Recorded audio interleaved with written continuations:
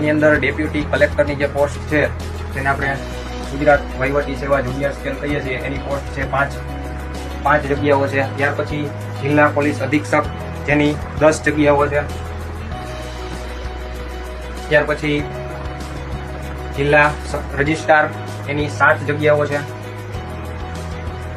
તો આ રીતે બધી અલગ અલગ જગ્યાઓ છે. પછી નાયબ નિયામક વિકસતી જાતિ અને મદદનીશ કમિશનર આદિજાતિ, નાયબ નિયામકની 1 પોસ્ટ છે અને મદદનીશ કમિશનરની જે પોસ્ટ છે એ 4 છે. તો આ જે મદદનીશ કમિશનર છે, ત્યાર પછી નાયબ નિયામક છે, ત્યાર પછી સહાયક રાજ્ય વેરા કમિશનર જેની પોસ્ટ છે 12.